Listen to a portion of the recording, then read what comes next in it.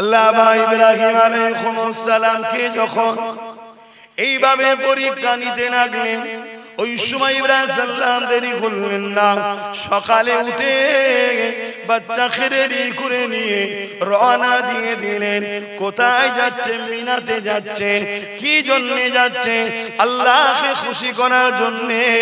90 বছর পর একটা সন্তান, ওই সন্তানকে এতদিন পরে কাছে পেয়েছে, কিছুদিন সাথে রয়েছে, ওই সন্তানকে এবার কুরবানি করতে যাচ্ছে। আসমান দেখছে, জমিন দেখছে, ফেরেশতারা দেখছে, সবাই দেখছে। কিতাবের মধ্যে আছে ফেরেশতারা দুবার বড্ড কেঁদেছিল। একবার হলো আমার রাসূলুল্লাহ কোরআনের জন্য যখন তায়েফের জমিনে গিয়েছিল। যদি শুনতে চান এর পরে বলছি, প্রথমটা শুনে রেখে যান।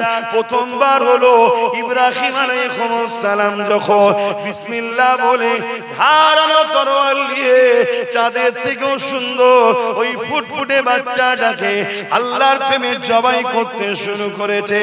এই দৃশ্য দেখে ফেরেশতা কুলেরা বড় কেঁদেছিলে। এ যুবকেরা তরোয়াল চালিয়েছে, বিসমিল্লাহ আল্লাহু আকবার। তরোয়াল কি আল্লাহ জানিয়ে দিল, আমার ইসমাইলের গলায় তুই চলবি না। ধারালো তরোয়াল, এত ধার ছিল। পাথরে আঘাত যখন দিয়েছে, পাথরটা দুটুকরো হয়েছে। তরোয়াল ইসমাইল সাল্লামের গলায় চলেনি। আমাদের আব্বাজান হযরতে সাইয়্যিদুনা ইব্রাহিম আলাইহিস সালাম আর হয়তো 20-22 দিন পর জিলহজ মাস পড়ে যাবে। এই যে জিলহজ মাস, এই মাসে আল্লাহ পাক যে নিদর্শন আমাদের জন্য রেখেছে, আল্লাহ পাক তার এক পেয়ারা বান্দাকে যেভাবে পরীক্ষা নিয়েছে, ওই পরীক্ষা যেন আল্লাহ আমাদেরকে না নেয়। আমরা সামান্য ছোট ছোট পরীক্ষাতে ফেল হয়ে যাচ্ছি। আব্বাজান সাইয়্যিদুনা ইব্রাহিম আলাইহিস সালাম, তিনি একজন জলিলুল কদর নবী ছিলেন। তিনাকে আল্লাহ কত কঠিন পরীক্ষা নিয়েছে দেখুন। প্রথম 90 বছর বয়স হয়ে গেছে, একটা সন্তান হয়নি। 90 বছর পর আল্লাহ পাকের কাছে কেঁদে যাচ্ছে। 90 বছর পর আল্লাহ একটা সন্তান দিয়েছে। সন্তান তো নয়, আকাশের চাঁদের থেকেও সুন্দর। জোরে বলুন সুবহানাল্লাহ। নাম তিনার হযরত ইসমাঈল আলাইহিস সালাম। আব্বাজান ইব্রাহিম সাল্লাম বাচ্চাকে কোলে নিয়ে আদর করছে, চুমা দিচ্ছে। এক তো 90 বছর পর। তখনকার মানুষ বাঁচত 500 বছর, 700 বছর, 1000 বছর। তখন 90 বছর মানে এখনকার সময় হয়তো 30-35 বছর। কথা বাতা হচ্ছে। তো এই সময়তে এই সন্তানকে নিয়ে আদর করছে, এমন সময় আল্লাহ আওয়াজ দিচ্ছে, ইব্রাহিম তোমার বাচ্চা আর তোমার সন্তানকে নিয়ে ওই আরব দেশে যেখানে এখন কাবা আছে, ওই চতুর্দিকে পাহাড়ে ঘেরা পাথর বালি যুক্ত জায়গাতে তোমার বাচ্চাকে রেখে আসো, তোমার স্ত্রীকে রেখে আসো। পরীক্ষা হচ্ছে। আব্বাজান ইব্রাহিম আলাইহিস সালাম জিজ্ঞাসা করেন যে আল্লাহ, ওখানে তো লোক নাই, বসতি নাই, ঘরবাড়ি নাই, খাবার কিছু নাই, পানি নাই, চতুর্দিকে পাহাড় ঘেরা। আল্লাহ, ওখানে আমার এই দুধের বাচ্চার স্ত্রীটা রেখে আসবো? জিজ্ঞেস করেন। আল্লাহ বলেছেন সঙ্গে সঙ্গে লাব্বাইকা ইয়া আল্লাহ, রেডি হয়ে গেল। স্ত্রীকে বলল চলো, সন্তানকে নাও, উটের পিঠে উঠে পড়ল। গিয়ে ওই মক্কা শরীফ যেখানে এখন আছে, তখন তো ঘরটা নাই, তখন কাবাও নাই, এলাকায় কোনো ঘরই নাই। ওই জায়গায় নিয়ে গিয়ে ইব্রাহিম আলাইহিস সালাম আমাদের আম্মাজান হযরতে হাজেরা আলাইহিস সালামকে, শোনো, আমাদের মা বাপের কথা শোনো। আর আজকে আমরা কি করছি দেখো। তোমরা আল্লাহর কাছে ভালো ঘরের ছেলে, কিন্তু খারাপ সোহবতে পড়ে খারাপ হয়ে গেছে। আর এখন যখন তোমাদেরকে বাঁচাতে আসবো, এক ভুল বুঝেই তোমরা গাল দিচ্ছ, আর নাই যাদের সোহবতে পড়ে খারাপ হচ্ছ তারা দেখছারে অনেক কষ্ট করে শয়তানের চেলা বানিয়েছি, আর মোহাম্মদ রসুলের গোলাম এসে টেনে টেনে রসুলুল্লাহর গোলাম বানাচ্ছে, জাহান্নাম থেকে জান্নাতের দিকে নিয়ে চলে যাচ্ছে। তাই তারা তোমাদের দ্বারা আমাদেরকে গালিগালাজ করানো শিখাচ্ছে। একটু ভাবো না, শুনতে কি আছে, শুনে ভাবতে কি আছে? মনে রাখবে হায়াত মত কোনো গ্যারান্টি নাই কার কখন মৃত্যু হবে। প্রতিদিন কবর তোমাকে আমাকে ডাকছে আর বলছে যে আমি কবর একা থাকার জায়গা, আমি কবর পোকামাকড়ের জায়গা, আমি কবর অন্ধকার জায়গা, আসার আগে তৈরি হয়ে আসো। তা আজ যদি আমরা মারা যাই তা কালকে তো কবর দেবে। ও কবরে কেউ যাবে, বাপ যাবে, ছেলে যাবে, মা যাবে, স্বামী স্ত্রী কেউ যাবে। তো ওখানে কথা একটু মনে পড়ে না? ভুলের মাপ আছে। ইসলামের ক্ষতি ও ক্ষতিকারকদের সঙ্গে দল করলে মাফ না, এটা মাথার মধ্যে ঢুকিয়ে লাও। গান শুনেছো, যাত্রায় গেছো, ফাংশনে গেছো, ডিজে বাজিয়ে ফেলেছো, সিনেমা দেখে ফেলেছো, আরো এদিক ওদিক করে ফেলেছো, এগুলো সব নিজের ক্ষতি করেছো, ইসলামের ক্ষতি নয়। কিন্তু তুমি যদি মসজিদের সঙ্গে গাদ্দারি করো, বলো বলো তুমি ইসলামের দুশ্মনী করলে। তা আব্বাজান ইব্রাহিম আলাইহিস সালামকে আল্লাহ পাক পরীক্ষা নিচ্ছেন। আম্মাজান হাজরা হুজুরকে নিজে নাবালেন, সন্তানকে নিজে নাবালেন। নবী ইব্রাহিম আলাইহিস সালাম বলছে, আমার প্রাণের স্ত্রী সন্তানকে নিয়ে আপনি এখানে থাকবেন।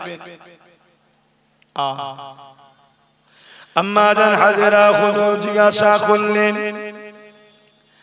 আমার প্রাণের স্বামী, এটা আপনার হুকুম, এটা আপনার নিজের ইচ্ছায় রেখে যাচ্ছেন না আল্লাহ পাকের হুকুমে রেখে যাচ্ছেন? হযরত ইব্রাহিম আলাইহিস সালাম বলেছিলেন, আমার স্ত্রী হাজেরা, নবীরা কখনো আল্লাহর হুকুম ছাড়া অন্য কোনো কাজ করে না। আল্লাহ পাক হুকুম দিয়েছে আপনাকেও বাচ্চাকে এই জায়গায় রেখে যেতে হবে। আম্মাজান হাজেরা তিনি আল্লাহকে কত মহব্বত করে দেখে, আল্লাহর উপরে কত বিশ্বাস দেখে। আম্মাজান হাজেরা বলেছিলেন, আমার প্রাণের স্বামী, আল্লাহ যখন হুকুম দিয়েছে আপনাকে আমি আর রুকবো না, আপনি চলে যান। কেন আপনার থেকে অনেক বড় আমার গার্জিয়ান হলো আমার আল্লাহ। তাহলে শুধু আব্বার পরীক্ষা হলো না, আম্মাজানেরও পরীক্ষা আল্লাহ নিলেন। দেখি হাজেরা তার স্বামীর উপরে বেশি ভরসা করে না আমি আল্লাহ আমার উপরে ভরসা করে। কি প্রমাণ হলো? ওখানে সব পরীক্ষা। তোমার আমার চলার ক্ষেত্রে পরীক্ষা হবে, মাথাকে খাটিয়ে কাজ করতে হবে। সেই মাথা যদি খাটিয়ে কাজ করতে না পারে তাহলে ঠকে যেতে হবে, বিপদে পড়ে যেতে হবে। দুনিয়া তো ধ্বংস হবে, আখিরাত তো বরবাদ হয়ে যাবে। আমার নওজওয়ানেরা, তরুণেরা, আম্মাজান হাজেরা হুজুরকে রেখে দিয়ে আব্বাজান ইব্রাহিম আলাইহিস সালাম ঘরে ফিরে চলে আসলেন। 1 বছর কেটে গেল, এক বড় সন্তানের কাছে যায়নি। কেননা আল্লাহ পাক রেখে আসতে বলেছিলেন, হুকুম এখনো দেয়নি। এই জন্য 1 বছর কেটে যাওয়ার পর এখনো একবারও যায়নি। 1 বছর হয়ে যাওয়ার পর ভেবে দেখো, 90 বছর পর সন্তান, আবার চাঁদের থেকেও সুন্দর দেখতে। কেন নবীদের সম্পর্ক হলো জান্নাতের সাথে। এ যুবকেরা, তরুণেরা, বাপেরা, আম্মাজান হাজেরার কাছে 1 বছর হয়ে গেল, আল্লাহ পাকের হুকুম হয়নি, যায়নি।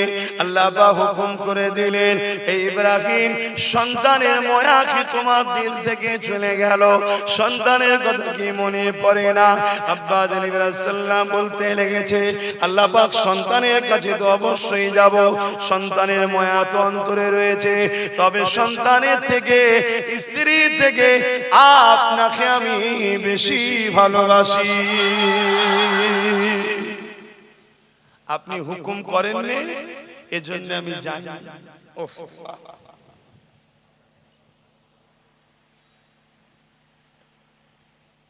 আপনি হুকুম করেন না, এজন্য আমি যাই।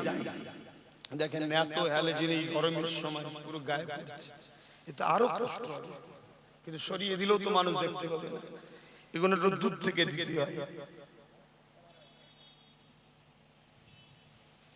আর এই সব ঘেমে গিয়ে আরো কষ্ট হয়ে যাচ্ছে, শরীরের এনার্জিও লস হয়ে যাচ্ছে। আল্লাহ পাক বললেন, দেখতে পাচ্ছেন তো? আল্লাহ পাক বললেন, ইব্রাহিম আপনি যান, আপনাকে ইজাজত দিলাম, আপনি যান। তবে মন দিয়ে শোনেন, দুধ থেকে উটের পিঠ থেকে দেখবেন, উটের পিঠে বসে দুধ থেকে দেখবেন, এক ঝলক দেখে ফিরে চলে আসবেন। এটা সম্পূর্ণ পরীক্ষা হচ্ছে আর আমাদের জন্য শিক্ষা। দেখো আমার প্রেমিক যারা হয়, কেন যদি বাট কিন্তু জিজ্ঞেস করে না, আমার হুকুমেরই কথা শেষ কথা। জোরে বলুন সুবহানাল্লাহ। বাবেরা, নওজোয়ান তরুণেরা, আব্বা জান ইব্রাহিম আলাইহিস সালাম 1 বছর পর রওনা দিলেন। আল্লাহ পাকের হুকুমে যখন পৌঁছালেন, আব্বা জান ইব্রাহিম আলাইহিস সালাম কি অবাক হয়ে গেলেন যে মক্কার জমিনে যে জায়গায় রেখে দিয়ে এসেছিলাম, ওই জায়গায় না পানি ছিল, না কোনো বসতি ঘরবাড়ি ছিল, কিন্তু 1 বছর পরে গিয়ে দেখছে ওই জায়গাতে কয়েকশো মানুষের বসতি হয়ে গেছে এবং পানির ফোয়ারা চলছে। আরো জোরে বলুন সুবহান। এ নওজোয়ানেরা, কি করে কি ঘটনা ঘটলো ওটা একটু ব্যাখ্যা যাই বলি আপনাদেরকে। আম্মা জান হযরত হাজেরা হুজুরকে রেখে যখন আব্বা জান ইব্রাহিম আলাইহিস সালাম চলে আসলেন, ওই সময় আম্মা জান হাজেরা হুজুরের কোলেতে ইসমাঈল আলাইহিস সালাম শুয়ে রয়েছে। হঠাৎ করে পানির পিপাসা লেগে গেল বাচ্চাকে। এই পানি কোথা পাবে? পানি পান করাবার জন্য আম্মা জান হাজেরা হুজুর বাচ্চা ইসমাঈলকে জমিয়ে শুইয়ে দিয়ে এমন করে পানির তালাশে খুঁজতে লেগেছে। সবই আপনারা জানেন, মেন পয়েন্টটা বলি। আল্লাহ পাকের নবী হযরত ইসমাঈল আলাইহিস সালাম বাচ্চা তখন জমিনে পা মারতে লেগেছে। দেখবেন আমাদেরও বাচ্চারা পা ছোড়াছুড়ি করে, ওই পা যখন জমিনে আঘাত দিয়েছে, এটা তো নবীর কদম, তাই আল্লাহ পাক বলে দিয়েছে জমিন ফেটে যা, জমিন সরে গেছে ওই পায়ের কদম থেকে, এমন করে পানি চশমা জারি হয়ে গেছে। আরো জোরে বলুন সুবহান।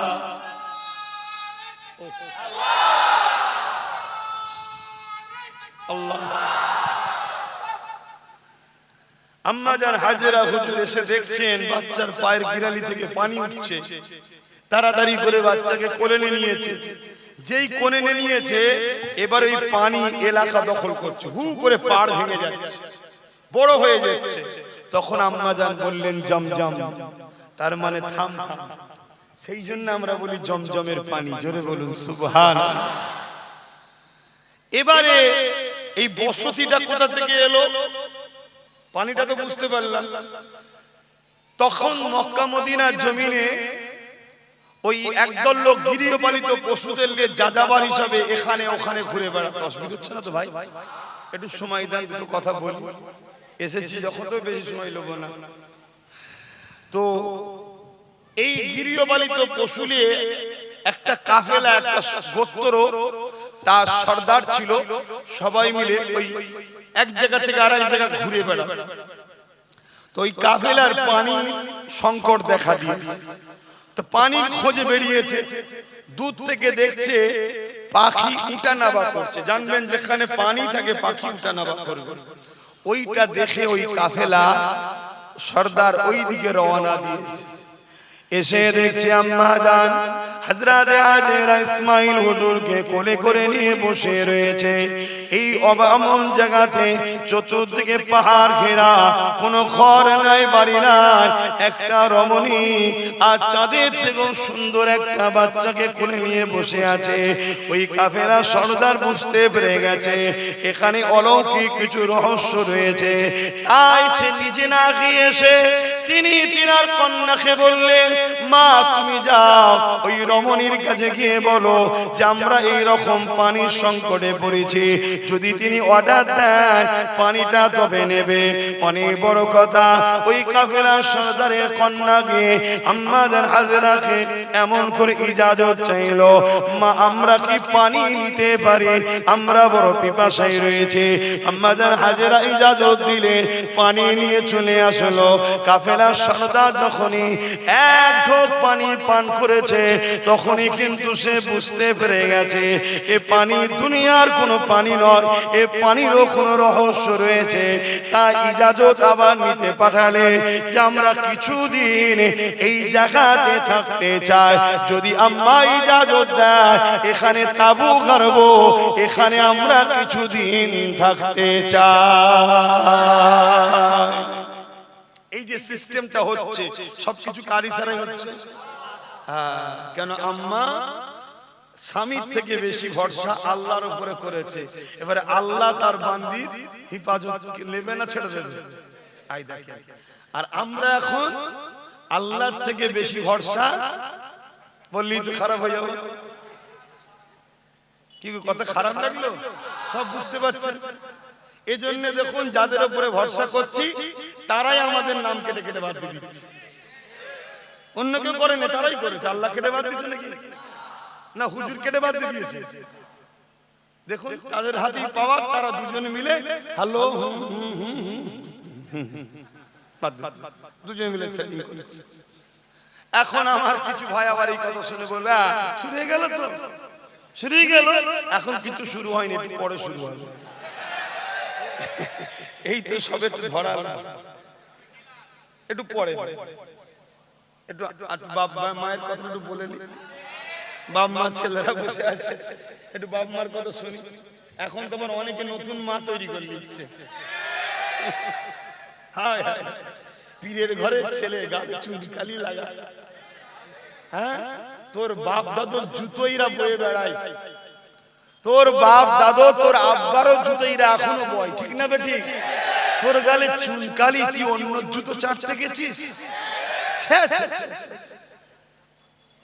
আল্লাহ তোকে হিদায়াত করুক। হিদায়াত যদি কপালে না থাকে তোর মতো বালা চলে যাওয়া ভালো।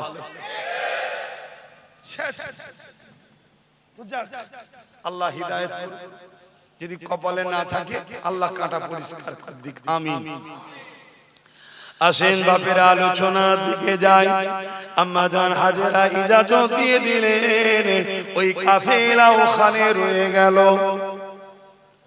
এ নওজওয়ানেরা, ওই কাফেলা যখন ওখানে রয়ে গেল, কয়েকদিন যেতে না যেতে ওই কাফেলা যিনি সর্দার ছিলেন তিনি তিনার কন্যাকে পাঠিয়ে আম্মা জান হাজেরা হুজুরের কাছে মেসেজ পাঠালেন যে আমার আব্বা জান চাই এই গোত্রের তিনি সর্দার ছিলেন, তিনি সর্দার পদ থেকে ইস্তেফা দিতে চান। কেননা আপনার মতো নেক বক নারী যদি এই গোত্রের সর্দার হয় তাহলে এই গোত্রের আরো রহমত বরকত পাবে। এই জন্য আপনাকে আগামী দিন আমাদের গোত্রের সর্দারিনী হিসাবে আমরা কবুল করতে চাইছি। আপনার প্রস্তাবটা কি? দেখুন আম্মা হাজেরা আল্লাহর উপরে ভরসা করে ওই নিরিবিলি পাহাড়ে ঘেরা নির্জন জায়গা, পানি নাই, রয়ে গেল, পানি পেয়ে গেল, সাথে হাজার হাজার লোককে পেয়ে গেল। আবার দেখেন ওই গোত্রের সর্দারিনীও আল্লাহ পাক হাজেরা হুজুরকে বানিয়ে দিলেন।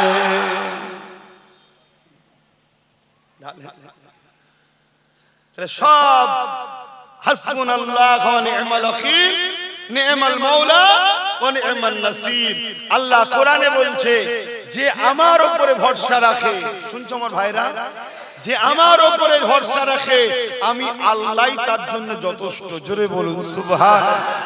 তাই আমার ভাইদের বলবো, সংসার করতে হবে, কারবার করতে হবে, ব্যবসা করতে হবে, রাজনীতি করতে হবে, অর্থনীতি করতে হবে, সমাজনীতি করতে হবে।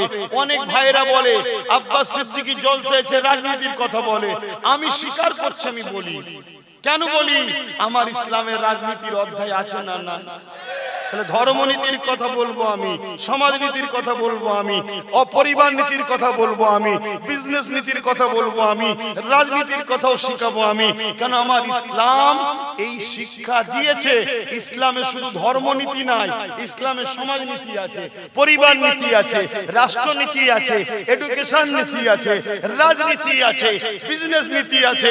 বিজনেস করা হালাল, বিজনেস করলে নেকি হয়, বিজনেস করলে সওয়াব হয়, আবার বিজনেস করা হারাম। তা কোনটা হালাল কোনটা হারাম শিখাবে কে? উলামারা না চাল চোরেরা? কথা বলছে না তো। বিজনেস করা কি চোরেরা শিখাবে? সে তো এমনি আগে থেকেই চুরি করা অভ্যেস, আবার যদি একবার আসতে পারে সব চুরি করে ফেলবে। তার থেকে শিখবেন আপনি? তো নবীর ওয়ারিস যারা তারা তো শিখাবে। এবারে কোন মৌলী সাহেব বলছে, কোন মৌলী সাহেব বলেনি, কে বলছে, সব যে যার জবাব দিবে রে বাবা। কিন্তু ইসলামে আছে না? না। তাই আমি বলছি, মনে রাখবেন আম্মাজান হাজরা হুজুর আল্লাহ পাক এত সাহায্য করলেন। তারপর ইব্রাহিম আলাইহিস সালামকে আল্লাহ ইজাজত দিলেন 1 বছর পরে। তো ওকে এটা বলে নিন, একটু শুনেন, সামনে কদিন পর কুরবানি আসছে। তারপরে ওখান থেকে আবার ফিরে চলে আসলেন। আসার পর দীর্ঘ বছর আবার কেটে যায়, যাতায়াত হয়, যাতায়াত হয়, যাতায়াত হয়। আল্লাহ পাক একভাবে থাকার ইজাজত দেননি। এবার ইসমাঈল সাল্লাম চলাচলি, হাঁটাহাঁটি করতে শুরু হয়েছে। আল্লাহ পাক বলল, ইব্রাহিম যাও, তুমি এবারে সন্তান পরিবার নিয়ে থাকতে শুরু করবে। কয়েকদিন যেতে না যেতে, কয়েক মাস যেতে না যেতেই আল্লাহ খবে দেখাচ্ছে, ইসমাঈল, ইব্রাহিম, তোমার সব থেকে বেশি প্রিয় জিনিসটা আমার রাস্তায় কুরবানি দাও। শুনছেন কি গো? আল্লাহ আমাদের পরীক্ষা নিতে পারবো তো? সব থেকে বেশি প্রিয় সেই জিনিসটা আমার রাস্তায় কুরবানি দাও। ইব্রাহিম আলাইহিস সালাম 100 দুম্বাকে কুরবানি দিলেন। পরের দিন আবার খব দেখাচ্ছে আল্লাহ, ইব্রাহিম, তোমার সব থেকে প্রিয় জিনিসটা আমার রাস্তায় কুরবানি দাও। আবার 200 দুম্বা কুরবানি দিলেন। আবার 3 দিনের দিনে আল্লাহ খবে দেখাচ্ছে, ইব্রাহিম, তোমার বাচ্চাটা কি সব থেকে প্রিয় নয়? এইটাকে কুরবানি দাও। কেন? আল্লাহ পাক পরীক্ষা নিচ্ছে যে ইব্রাহিমের কাছে আমি আল্লাহর কথা আগে না তার বাচ্চাটা আগে, আমার প্রেম আগে না তার বাচ্চার প্রেম আগে। কি পরীক্ষা বুঝতে পারছেন?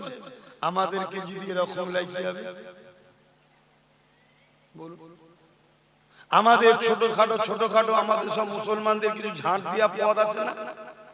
খাতা পাওয়া, ঝাঁট দিয়া, কাঠ ভেঙে আনা, মেহনত করে রান্না করে তৈরি করে দিয়া সাহেবরা খাবে, এরকম পদ আছে না? এই সব পদ পেয়ে মুসলমান যা নিজেকে মনে করছে এই পদই ছাড়তে পারছে। তাহলে সন্তান চাইলে দেবে?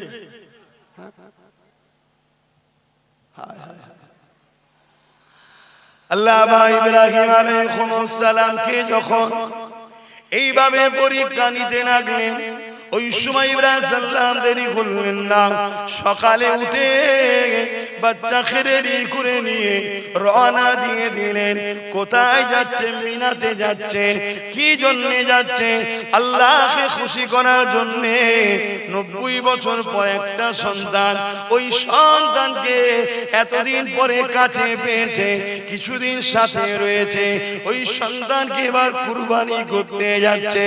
আসমান দেখছে, জমিন দেখছে, ফারিস্তারা দেখছে, সবাই দেখছে।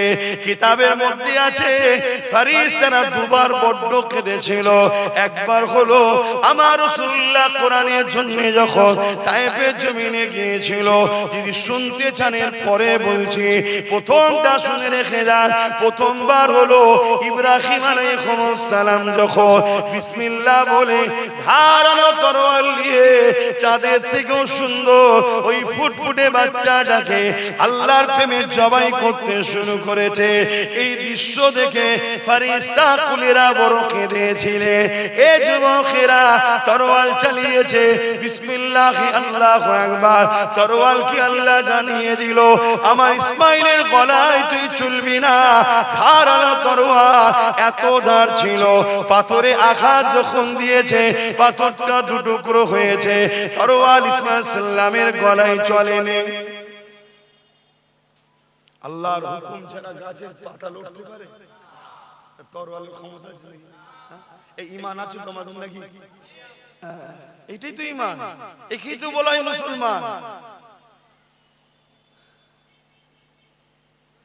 এ নওজওয়ানেরা, ইব্রাহিম আলাইহিস সালাম এমন করে তরোয়ালটাকে টান মেরে ফেলে দিলেন, আর পাথরটা দুটুকরো হয়ে গেল। ইসমাইল আলাইহিস সালাম বলতে লেগেছে, আব্বা জান একটুখানি যেন মায়া আমার জন্য আপনার হৃদয়ে না এসে যায়, কারণ এটা আল্লাহ পাকের বড় পরীক্ষা হচ্ছে। বাচ্চাও কেমন দেখেন, আল্লাহ যখন আমাকে চেয়েছে আমি নিজেকে কুরবানিও হতে চাই। আমি তো মূল কথাটা বলতে লেগেছে।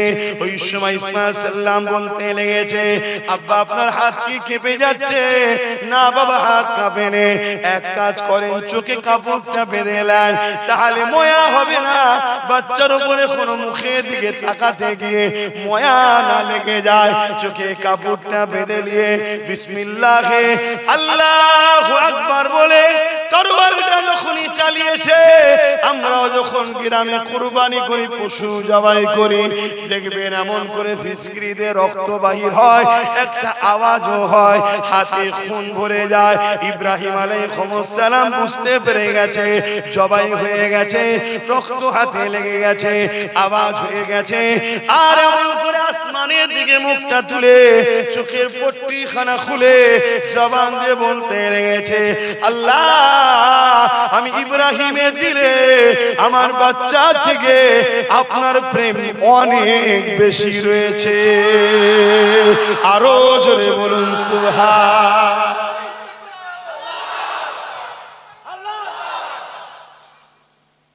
কেন হুজুর জানে তো জবাই হয়ে গেছে, এবারে আল্লাহ কি করছে সেটা তো আল্লাহ জানে, হুজুরকে তো জানাই নেই। এ নওজওয়ানেরা, হুজুর যখন জমিনের দিকে তাকিয়েছে, দেখতে লেগেছেন জমিনে আমার বাচ্চা দাঁড়িয়ে রয়েছে, আর একটা দুম্বা কুরবানি হয়ে গেছে। আল্লাহ পাক সাল্লাম বলতে লাগলেন, আল্লাহ পাক আমার কুরবানি কি পছন্দ হলো না? আল্লাহ আওয়াজ দিয়ে দিলে, এ আমার নবী ইব্রাহিম, তোমাকে আমি পরীক্ষা নিয়েছিলাম, ওই পরীক্ষায় তুমি কামিয়াবি হয়ে গেছো। আজ থেকে আমি আল্লাহ তোমার লখাব দিয়ে দিলাম, তুমি শুধু ইব্রাহিম নয়, তুমি ইব্রাহিম খলিলুল্লাহ। আজ থেকে তুমি আমি আল্লাহ আমার বন্ধু হয়ে গেলে। আরো জোরে বলুন সুবহান। আল্লাহ আমাদের পরীক্ষা নেবে না নেবে না? সেই পরীক্ষায় আমরা কামিয়াব হতে পারবো তো? হ্যাঁ, আমার নওজওয়ানেরা, তরুণেরা, আল্লাহ নবী, নূহ নবী, দয়া নবী তায়েফের জমিনে যাচ্ছেন এই কোরআনের বাণী পৌঁছাবে বলে। তায়েফের বাচ্চা বাচ্চা ছেলেরা, তায়েফের মানুষেরা, তায়েফের দুষ্টু লোকেরা আল্লাহ নবীকে পাথর মারতে লেগেছে। এ যুবকেরা, তোমাদের দিলে যদি ঈমান থাকে, যারা পরিমাণ যদি আমার রাসূলুল্লাহর জন্য মহব্বত থাকে তাহলে একটু খালি মন দিয়ে শুনে ভেবে চিন্তে কাজ করো। আরে এই কোরআনের জন্য, যে কোরআনকে আজকে আমেরিকা জর্জ ডব্লিউ বুশ মিটিয়ে দিতে চেয়েছিল, আল্লাহ ওকে মিটিয়ে জাহান্নামে পাঠিয়ে দিয়েছে। যে কোরআনকে আজকে ফিরাউন মিটাতে চাইছে, আল্লাহ তাদেরকে মিটিয়ে দিচ্ছে। সেই কোরআনের বিরুদ্ধে কেউ কথা বলবে, আজ আমি মুসলমান হয়ে তার সাথ দিলে কখনো ঈমানদার থাকতে পারি না, পারি না, পারি না। হতে পারো তুমি হাজী, হতে পারো তুমি নামাজি, হতে পারো তুমি রোজাদার, হতে পারো তুমি জাকিরি, মনে রেখে দিও নামাজ ঈমান নয়, রোজা ঈমান নয়, হজ ঈমান নয়। তুমি এখনো করেছো ঠিকই, কোরআনের প্রেম যদি তোমার হৃদয়ে না থাকে, তোমার মধ্যে ঈমান নাই। কেন? কোরআন কোনো বই নয়, কোরআন কোনো পুস্তক নয়, কোরআন হলো কালামুল্লাহ, আল্লাহ পাকের কথা। যে আল্লাহর উপরে ভালোবাসা নাই, তার মধ্যে ঈমান থাকতে পারে কি করে? এ যুবকেরা, তাই মন দিয়ে শোনো, এমনি এমনি চিৎকার দিচ্ছি না গো, কথা বলতে কষ্ট, তাও আজ বলতে লাগেছি। এ নওজওয়ানেরা, আল্লাহ নবীকে তায়েফের বাদ মানুষেরা এত মারা মারলো, আল্লাহ নবী অজ্ঞান অচৈতন্য হয়ে রক্তাক্ত হয়ে নবী পাকের শরীর থেকে রক্ত বেরিয়ে গিয়ে নবী পাকের জুতা মোবারক রক্তে ভরে গেছে। এমন করে নবী আমার তায়েফের জমিন অজ্ঞানে পড়ে রইল। এ উম্মতে মুহাম্মাদি, দুনিয়া তোমাদেরকে মিটাতে চাইছে, দুনিয়া তোমাদের ঘরে আল্লাহ নবীর থেকে সরাতে চাইছে। হয়তো সামান্য পয়সা লাগলে তাও দিয়ে দিচ্ছে, ছোটখাটো পদ লাগলে তাও দিয়ে দিচ্ছে, গাড়ি বাড়ি লাগলে তাও দিয়ে দিচ্ছে। কেন? তোমাকে যদি আল্লাহ নবীর থেকে সরানো না যায়, ইসলামকে মিটানো এদের দ্বারা সম্ভব নয়। একটু বুঝার চেষ্টা করো যুবক আমার, দূরে যারা মাইকে শুনছো, দুশ্মনীর নজরে দেখছো, তাদের উদ্দেশ্য বলছি, অনেক মা তুলে আমার গাল দিয়েছো, অনেক বাপ তুলে আমার গাল দিয়েছো, সব আমি জানি। কোনদিন তোমার প্রতিবাদ আমি করতে আসিনি। কেন তুই আমার বাপকে গাল দিলি বল, কেন তুই আমার মাকে গাল দিলি বল, কোনদিন প্রতিবাদ করিনি। আল্লাহ ক্ষমতা দিয়েছে, তারপরেও নিজের জাতের নিয়ে কখনো লড়াই করিনি। যেটাই লড়াই করছি আল্লাহ দ্বীনের জন্য করছি, মসজিদ মাদ্রাসার জন্য করছি। এ যুব সমাজ, তোমাদেরকে ঈমান বাঁচিয়ে জান্নাতে নিয়ে যাবার জন্য চেষ্টা করছি, ওই রাস্তা দেখাবার চেষ্টা করছি। যে নবী আমার কোরআনের মেসেজ দিতে গিয়ে তায়েফের জমিনে রক্তাক্ত হয়ে গেল, নবী পাকের জুতা মোবারক পর্যন্ত রক্তে ডুবে গেল। আজকে ওই কোরআনকে বাংলার কেউ বলবে কোরআন শেষ হয়ে যাবে, আমার উন্নতি শেষ হবে না, আর মুসলমান হয়ে তাকে সুইচ দেবে, বিজেপির ভয়ে জিতাতে হবে, এর থেকে মরে যাওয়া অনেক ভালো। কিন্তু কোরআনের দুশমনকে ঈমানদাররা সুইচ টিপতে পারবে না। আমার সঙ্গে একমত তো নাকি? জোরে বলুন, একমত তো নাকি? নারে তাকবীর, নারে তাকবীর। কোরআন শরীফ, কোরআন শরীফ নারে দিবে। আল্লাহ, এরা আমাদেরকে কি মনে করে? 1000 টাকায় কিনে ফেলেছে, মা বোনেদের 1200 দেয় বলে গোলাম হয়ে গেছি নাকি? আমরা ভোট দিয়েছি, ক্ষমতায় বসেছিস, ওয়াকাফের টাকার মালিক হয়ে গেছিস। ওয়াকাফের পার বছরে ইনকাম 22 থেকে 25 হাজার কোটি টাকা। বছরে 200 কোটিও খরচ হয় কি জানি না, ভিক্ষা দিয়ে ইমামদের পিছনে বা আমার মা বোনেদেরকে যা দেয়, আবার এখন 150 টাকা করে গুটখা খাবার দিচ্ছে। বছরে 200 কোটি খরচ হয় কি ঠিক নাই, অথচ আমাদের টাকা কত? 25,000 কোটি টাকা, যে টাকা ওরা ঝেড়ে খাচ্ছে। চলো, তারপরেও কিন্তু তর্কে আমরা যাইনি। কিন্তু আজকে তোরা ক্ষমতার জোরে টাকা লিলি, চাকরি লিলি, আমাদের পজিশন লিলি, আমার ছেলেদেরকে মিথ্যা কেস দিলি, আমাদের পড়াশোনাকে শেষ করে দিলি, সব লিলি। এবারে আমাদের মসজিদ মাদ্রাসা নিয়ে নিচ্ছিস, আমাদের নাগরিকত্ব কেড়ে নিচ্ছিস, আবার আমার কোরআন শেষ হয়ে যাবে বলছিস। এই মেনে লিয়া যাবে? মেনে লিয়া যাবে? আল্লাহ নবী বলেছে, আমার বড় ভয় হয় আমার উম্মতকে প্রকাশ্য দুশমনরা মিটাতে পারবে না, আমার উম্মতকে মুনাফিক ছদ্মবেশীরা মিটিয়ে না দেয়। আল্লাহ নবী জানালেন, কোন মুসলমান যদি, শুনছেন এ যুবকেরা, মিশকাত শরীফের হাদিস, আল্লাহ নবী জানিয়ে দিলেন কোন মুসলমান যদি জালিম অন্যায় অত্যাচারীকে জেনে যে জালিম অত্যাচারী জানার পরও কোন মুসলমান যদি তাকে শক্তিশালী করার জন্য সাথ দেয়, আমি রাসূলুল্লাহ জানিয়ে দিই ওই মুসলমানটা ইসলাম থেকে বেরিয়ে যাবে। যে ইসলাম থেকে বেরিয়ে যাবে তার নামাজ কাজে লাগবে না, তার রোজা কাজে লাগবে না, তার হজ কাজে লাগবে না, তার দান খায়রাত কাজে লাগবে না, তার রোজা কাজে লাগবে না, সে জাহান্নামে চলে যাবে। তাই সাবধান, সতর্ক করে যাচ্ছি, আজ যারা ইসলামের দুশমন, আজ যারা মসজিদ মাদ্রাসা ওয়াকাফের দুশমন, এরা জালিম না, জালিম নয়, অত্যাচারী না, অত্যাচারী নয়।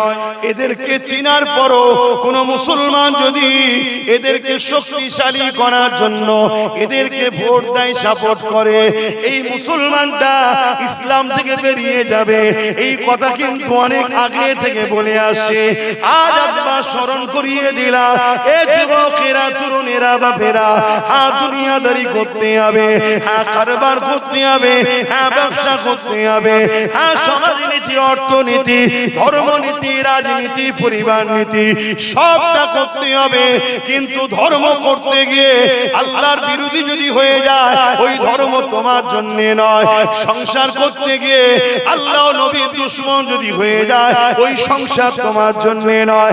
কারবার করতে গিয়ে যদি আল্লাহ নবীর দুশমনি করতে হয়, ওই কারবার তোমার জন্য নয়। ঠিক তেমনি রাজনীতি করতে গিয়ে যদি আল্লাহর ঘরকে ভাঙতে হবে, তাদেরকে শক্তিশালী করতে হয়, কোরআন মিটে যাবে বলবে, তাদেরকে শক্তিশালী করতে হয়, ওই রাজনীতি তোমার আমার জন্য হারাম। তাই বিকল্প রাজনীতি তো করতে হবে, তার সঙ্গে করো যে তোমার কোরআনের পক্ষে কথা বলে, যে তোমার মসজিদ মাদ্রাসার পক্ষে কথা বলে। যদিও না পক্ষে কথা বলে, কমসে কম দুশ্মনীও যদি না করে, তার সঙ্গেও থাকা যাবে।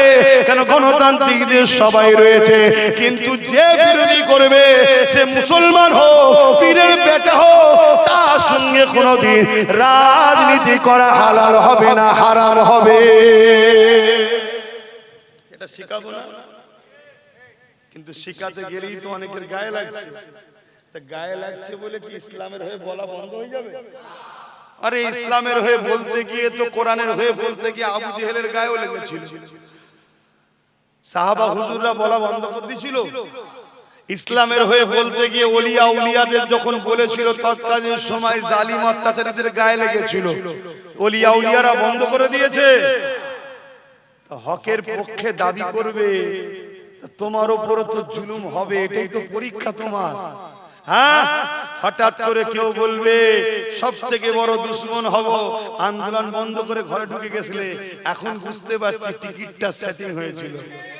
হ্যাঁ, তাহলে বলো, তোমার মতো মৌলী সাহেব যদি আমরা পাঠাই, তোমার মতো হুজুরকে যদি আমরা পাঠাই, এ কওমের কোনো উপকার হবে মনে হয়? যে তার মসজিদের নয়, মাদ্রাসার নয়, কোরআনের নয়, সে মনে হয় তোমাদের হবে। তোমাদের দাম কি মসজিদ মাদ্রাসা কোরআনের থেকে বেশি? তাহলে যে মসজিদ মাদ্রাসা বিক্রি করে দিও, নিজের পজিশন ঠিক করতে চাইছে, সে যদি মুসলমানকে জবাই করতে হয় নিজের পজিশন ঠিক করার জন্য, করবে না? করবে। একটু ভেবে চিন্তে কাজ করো। এটা আমার দায়িত্ব ছিল। এখন আমি শেষ কথা বলবো। আমার উপরে কে কে দুঃখ পেলেন ভাই, একটু হাত তুলে দেখান না যে আমি দুঃখ পেয়েছি। না, দুঃখ যারা পেয়েছে, আচ্ছা যদি কেউ দুঃখ ধরেন সবাই পেয়ে গেল, তাহলে কি আমি মসজিদের হয়ে বলা ছেড়ে দেবো, কোরআনের বলা ছেড়ে দেবো? না বন্ধু, তোমাদেরকে ছাড়তে রাজি, আল্লাহ রাসূল ছাড়তে রাজি নয়। শুনছো?